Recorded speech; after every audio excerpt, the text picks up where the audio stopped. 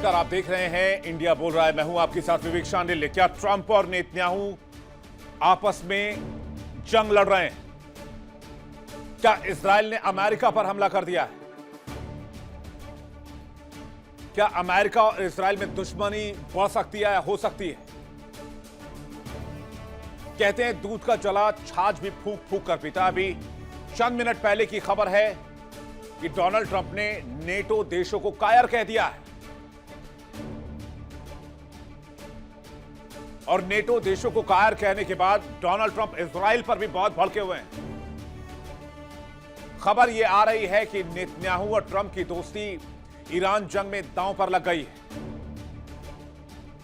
Israel के Iran के parse gas field पर हमले ने आग में घी डालने का काम किया है।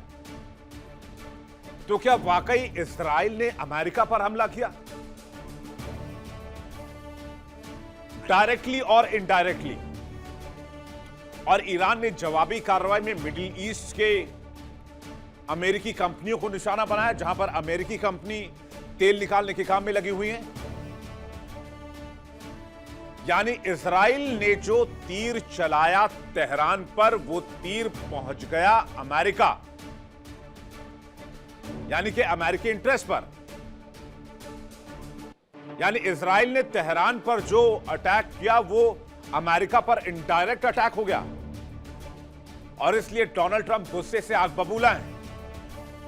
खबर यह है कि ट्रंप और नेतन्याहू के बीच तू मैं और हॉट टॉक भी हुई है, जिसके बाद बेंजामिन नेतन्याहू बैक फुट पर हैं और वो कह रहे हैं अमेरिका जैसा कहेगा हम वैसा ही करेंगे। बेंजामिन नेतन्याहू को लगा वो ट्रंप को अंधेरे में रखकर ईरान पर कहीं पर भी हमला कर सकते हैं, लेकिन बेंजामिन नेतन्याहू का यह फैसला, इजराइल का यह फैसला अमेरिकी इकोनॉमी की कमर तोड़ रहा है, अमेरिकी कंपनियों को बर्बाद कर रहा है, खासकर वो कंपनियां जो मिडिल ईस्ट में दिन रात तेल निकालने का काम करती हैं और अमेरिका में डॉलर भरने का काम करती हैं।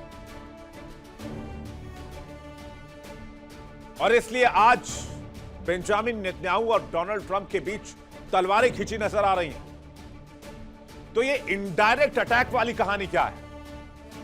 कैसे इजराइल का हमला अमेरिकी दहलीज तक चला गया, अमेरिका को नुकसान हो गया, बड़ा नुकसान हुआ है। इस खबर को मैं बताऊंगा आपको बिल्कुल विस्तार से, डिटेल से, एक एक पहलू के साथ, एक एक पॉइंट के साथ, एक एक डॉट कनेक्ट करेंगे। इस खबर की ABCD समझेंगे और करेंगे इस पर सबसे बड़ी इंटरनेशनल डिबेट। दुनिया भर से मेहमान हमारे साथ जुड़ेंगे।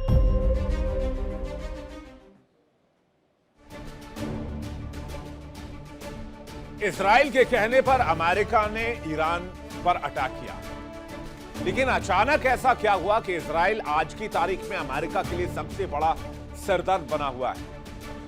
क्या इजराइल ने अमेरिका पर हमला कर दिया है? चलिए इस खबर को विस्तार से समझते हैं। नेतन्याहू ने ईरान के गैस फील्ड पर हमला करने में जाने अनजाने में अपने सबसे बड़े मददगार डोनाल्ड ट्रंप की पीठ में छुरा घुमा। वो बहुत मशहूर कहावत है, चिराग तरे अंधेरा होता है। जिस इजराइल को अमेरिका ने ताकत दी, हथियार दिए, उसी इजराइल ने अमेरिका की उस कमजोरी पर अटैक किया जिसे पूरा अमेरिका हिल गया। इजराइल ने यह हमला डायरेक्ट किया, इनडायरेक्ट किया, यह समझने वाली बात। इसके पीछे इजराइल की मंशा क्या वो भी क्लियर नहीं है, लेकिन हमला तो हुआ, यह मैं आपको बताऊंगा कैसे। चलिए समझते हैं। इजराइल ने ईरान के पार्स गैस फील्ड पर हमला किया, जिसकी तस्वीर आपने देखी और ये तस्वीर हम आपको लगातार दिखा रहे हैं। ये खबर आपने सुनी। तो ईरान ने क्या किया? ईरान ने मिडिल ईस्ट में तेल गैस इलाकों में लगातार अटैक शुरू किया और मिडिल ईस्ट में सिर्फ खाड़ी देशों की कंपनियां नहीं है जो तेल निकालने का काम करती हैं। अमेरिका की कई कंपनियां मिडिल ईस्ट में ऑपरेट करती हैं और इन कंपनियों के साथ पार्टनरशिप में काम करती हैं और सब के सब ईरान के हमलों की जद में हैं। यानी इजराइल ने जो हमला किया वो अटैक इनडायरेक्ट अमेरिका पर ट्रांसफर हो गया। यानी एक तरह से कहिए तो इजराइल ने अमेरिका पर ही हमला कर दिया। अब अमेरिका, इजराइल दोनों देशों में इस वक्त इस बात को लेकर बहुत टेंशन है माना यह भी जा रहा है कि डोनाल्ड ट्रंप नेतन्याहू में और अमेरिका और इजराइल के अधिकारियों में काफी हॉट टॉक भी हुई है, गर्मा गर्म बातचीत, जिसके बाद नेतन्याहू ने कहा है कि अमेरिका जैसा कहेगा वैसा ही करेंगे। अमेरिका ने कहा है कि उन जगहों को निशाना ना बनाया जाए जो एनर्जी इंफ्रास्ट्रक्चर से जुड़े हुए हैं। अब डोनाल्ड ट्रंप फंस गए। अब उनके लिए यह लड़ाई न निगली जा रही है, ना वो उगल पा रहे हैं। और इस पर दो लाइनें याद आती कि वही हुआ ना जिसका डर था हमें, दो से ही निकला आस्तीन का सांप। लौ तो जला दी थी उसने मरुथल में, लेकिन अब उसी की आग जला रही है हमें। इजराइल ने ईरान के पार्स गैस फील्ड को निशाना बनाया, वो भी बगैर अमेरिका को कॉन्फिडेंस में लिए हुए। उसे लगा कि हम ईरान को घुटने पर लेते आएंगे और ईरान इसके बाद सरेंडर कर देगा, लेकिन ईरान ने ऐसा पलटवार किया कि पूरा खेल ही बदल गया। इसके बाद इजराइल अमेरिका आमने सामने आ गए। ईरान ने मिडिल ईस्ट में तमाम तेल और गैस इलाकों को टारगेट किया जहां अमेरिकी दिग्गज कंपनी जैसे एक्सॉन मोबिल और शेवरॉन जैसी अमेरिकी कंपनियां ऑपरेट करती हैं। और आपको यकीन नहीं है तो चलिए मैं आपको बताता हूं मिडिल ईस्ट में अमेरिकी कंपनियों का वर्चस्व कैसे काम करता है, कहां कितना निवेश है। एक्सॉन मोबिल दुनिया की सबसे बड़ी तेल कंपनियों में से एक है, जो मिडिल ईस्ट की एक बहुत बड़ी खिलाड़ी कंपनी में से जानी जाती है। यूएई के अपर ज़क़ोम ऑयल फील्ड में साझेदारी है। सऊदी अरब में सेमरीफ रिफाइनरी हिस्सेदारी लगभग 50% है।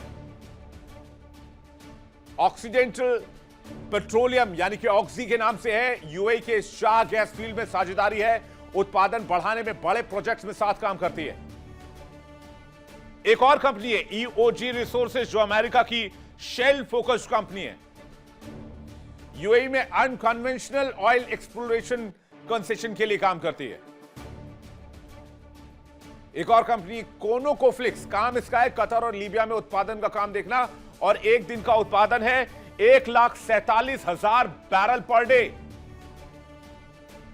तो क्या ईरान के हमलों की जद से ये बाहर है? नहीं, ईरान के हमलों की जद से ये बाहर नहीं, इनको भी नुकसान हुआ है और इसलिए अमेरिका जो है वो कांप गया है। तो इजराइल को कह रहा है क्या कर दिया तुमने, जाने अनजाने में हम पर ही हमला कर दिया, हम तो आपके लिए लड़ने के लिए आए थे। तो खबरें ये आ रही कि व्हाइट हाउस और तेल अवीव के बीच फोन की लाइनें बहुत गर्म है। हॉटलाइन पर बातचीत चल रही है, तू मैं का दौर है। ट्रंप ने ईरान के पार्स हमले की निंदा की है। डोनाल्ड ट्रंप ने साफ तौर पर कहा है कि हमने कभी नहीं कहा कि ऑयल इंफ्रास्ट्रक्चर को निशाना बनाओ। अमेरिका के बिजनेस को दांव पर लगाकर इजराइल अपनी जंग नहीं लड़ सकता है। सुनिए डोनाल्ड ट्रंप ने क्या कहा। I told him don't do that, and he won't do that. We didn't discuss. We do. I told him don't do that, and he won't do that. We didn't discuss. We do. I told him don't do that, and he won't do that. We didn't discuss. We do.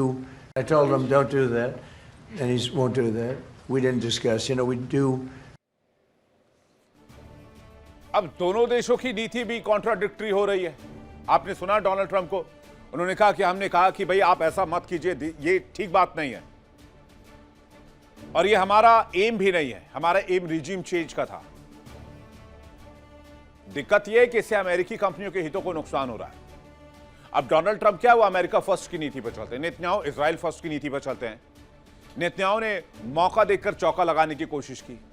अब उनको लगा इतने हमले हो ही रहे हैं तो Israel लगे हाथ ईरान के पेट्रोलियम गैस इंफ्रास्ट्रक्चर को भी तबाह कर दे, जिससे कि ईरान कभी तेल बेच ही ना पाए और उसे तेल बेचने में 10 साल 15 साल लग जाए जब तक नया इंफ्रास्ट्रक्चर तैयार ना हो। लेकिन दांव पर अमेरिकी कंपनियों का हित आ गया। अमेरिकी कंपनियों ने फोन मिलाया डोनाल्ड ट्रंप को कि आपकी नीतियों की वजह से मार हमें पड़ रही है, हमारे लोग मारे जा रहे हैं, हमारा इंफ्रास्ट्रक्चर तबाह हो रहा है, हमने जो इन्वेस्ट किया वो खत्म हो रहा है। तो दोनों के हित यहां पर क्लैश कर रहे हैं।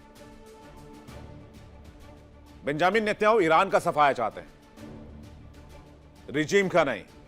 डोनाल्ड ट्रंप रिजीम चेंज करना चाहते हैं, वो ईरान के इंफ्रास्ट्रक्चर को नष्ट नहीं करना चाहते। अब इसी वजह से अमेरिका इजराइल आमने सामने है।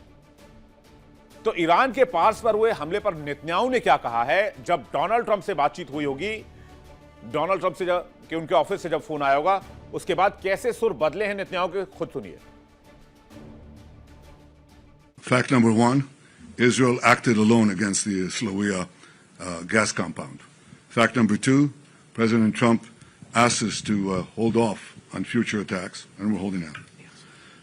What do we see?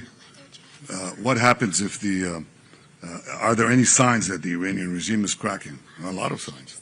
A lot of signs. I wish I could divulge all of them. Israel acted alone against the Slawia gas compound. Fact number two, President Trump asked us to hold off on future attacks, and we're holding out. What do we see? What happens if are there any signs that the Iranian regime is cracking? A lot of signs. A lot of signs. I wish I could divulge all of them. तो Benjamin Netanyahu क्या कह रहे हैं? Benjamin Netanyahu कह रहे हैं कि parse gas field पर जो हमला किया उसमें अमेरिका की कोई भूमिका नहीं है। ये फैक्ट नंबर 1 है, ये मैं क्लियर कर देना चाहता हूं, क्योंकि दुनिया में सवाल उठाए जा रहे थे कि अमेरिका के कहने पर हमला हुआ है। नंबर 2 बात उन्होंने कही कि अमेरिका ने कहा है कि आगे से इस तरह के हमले नहीं होने चाहिए। तो मैं ये भरोसा देना चाहता हूं, ये बेंजामिन नेतन्याहू के वर्ड जो मैंने आपको भी सुना है, उन्होंने कहा मैं ये भरोसा देना चाहता हूं कि आगे से ऐसे हमले नहीं होंगे। अब इसके पीछे का खेल समझ लीजिए क्या है। एक तो नंबर 1 जो मैंने आपको बताया, अमेरिकी कंपनियां हिट हो रही हैं और वो अमेरिकी इंटरेस्ट में नहीं है, और मिडिल ईस्ट तो उनका पैकअप होगा इस जंग के बाद। ये तो मैं आपको लिख के देता हूं, अमेरिका कितना भरोसा दिला दे। अब मिडिल ईस्ट के देश अमेरिका के भरोसे में तो नहीं आने वाले। बेशक वो चाइना का रुख कर रहे, रशिया का रुख कर रहे हैं, किसी और देश की तरफ चले जाएं, अमेरिका की तरफ नहीं जाएंगे। तो एक नुकसान ये हो गया। दूसरा नुकसान क्या होगा? अगर यहां से तेल इंफ्रास्ट्रक्चर, गैस इंफ्रास्ट्रक्चर पूरी तरीके से नष्ट होते, अभी तक 15 से 20% तेल और गैस इंफ्रास्ट्रक्चर टूट चुकी है। अगर ये इंफ्रास्ट्रक्चर ढहेगी तो क्या होगा? ट्रंप के लिए साख का सवाल हो जाएगा। इजराइल को वो अपने हाल पर छोड़ देंगे और यहां से पैकअप करके चले जाएंगे वापस कि अब हमारी लड़ाई नहीं रह गई है। ये इजराइल और ईरान की अपनी लड़ाई हो चुकी है, क्योंकि इजराइल हमारे हिसाब से नहीं चल रहा है। इसलिए दोनों नेता अब अपने अपने फायदे के हिसाब से देख रहे हैं और एक दूसरे के खिलाफ हो गए। अब मिडिल ईस्ट में एनर्जी सेक्टर को जल्दी से मैं आपको बता देता हूं। इजराइल के हमले के बाद ईरान ने तेल गैस वाले इलाके में कहां कहां हमला किया, जिससे कि ईरान को नुकसान हुआ और अमेरिका नाराज है। पहला तो मैंने कहानी आपको बताई, साउथ पार्स गैस फील्ड का इलाका जो बहुत बड़ा गैस का भंडार है। ईरान ने हमला किया रास लफान में, कतर में, रियाद रिफाइनरी में सऊदी अरब में, रेड सी रिफाइनरी में सऊदी अरब में, हाइफा ऑयल रिफाइनरी में तेल अवीव में। इसके अलावा हबशान गैस प्लांट यूएई पे हमला किया और शाह गैस फील्ड यूएई पे हमला किया। साथ ही मीना अल अहमदी प्लांट पर कुवैत में हमला किया। अब एनर्जी सेक्टर पर हमले के बाद अब तक कितना नुकसान हो गया यह भी जान लीजिए। 4 गैस ट्रीटमेंट प्लांट क्षतिग्रस्त हुए हैं ईरान के अंदर, यानी कि ईरान से जो गैस निकलना था 4 ट्रीटमेंट प्लांट से, वो फिलहाल रुक गया है। यह ईरान की 70 से 75% गैस आपूर्ति बाधित कर सकता है। अब चलिए आप कतर, रास लफान दुनिया का सबसे बड़ा एलएनजी हब है। इंडिया का मैक्सिमम एलएनजी इसी हब से आता है। तो भारत का भी प्रेशर है, एलएनजी उत्पादन लाइनों को बहुत नुकसान हुआ है। कतर की 70% गैस निर्यात क्षमता खत्म हो गई है और इसको रिस्टोर करने में कितना वक्त लगेगा?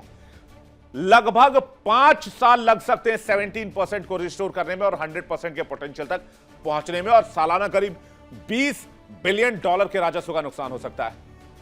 रास तनूरा में आ जाइए, सऊदी अरब में है। सऊदी का सबसे बड़ा तेल प्रसंस्करण प्लांट है, 5.5 लाख बैरल पर डे निकालता है। ड्रोन हमले के बाद काम अस्थायी रूप से रोकना पड़ा है।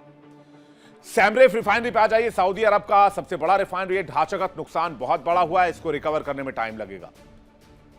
रुवैस रिफाइनरी यूएई की दुनिया में सबसे बड़ी रिफाइनरी में से एक है। इसे एहतियातन क्लोज करना पड़ा है क्योंकि डर है कि यहां पर भी हमला हो जाएगा। और डर नहीं है, ईरान ने अलर्ट किया है मिडिल ईस्ट के सभी देशों को कि जितने भी गैस और ऑयल रिफाइनरी प्लांट से उन सबको खाली कर दो, कभी भी मिसाइल अटैक हो सकता है, इसलिए कई प्लांट्स बंद कर दिए गए हैं।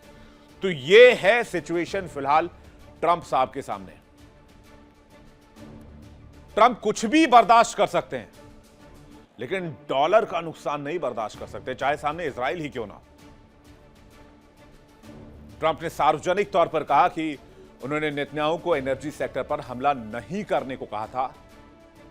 ट्रंप का कहना है कि उन्हें इस हमले की जानकारी पहले से नहीं दी गई थी और यह बात कबूल की है बेंजामिन नेतन्याहू ने, जो बयान आपको हमने सुनवाया।